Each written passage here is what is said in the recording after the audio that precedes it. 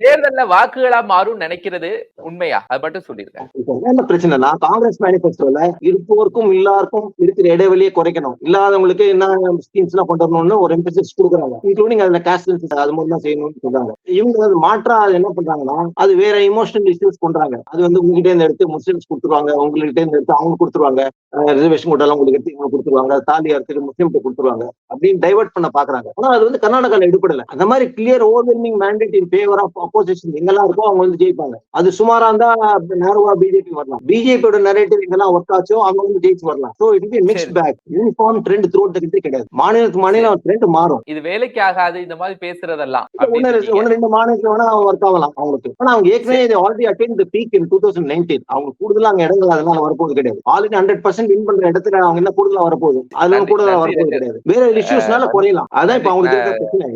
ஒரே லைன்ல சொன்னோம்னா தொங்கு பார்லிமெண்ட் வந்துருமோன்னு பயப்படுறாங்க.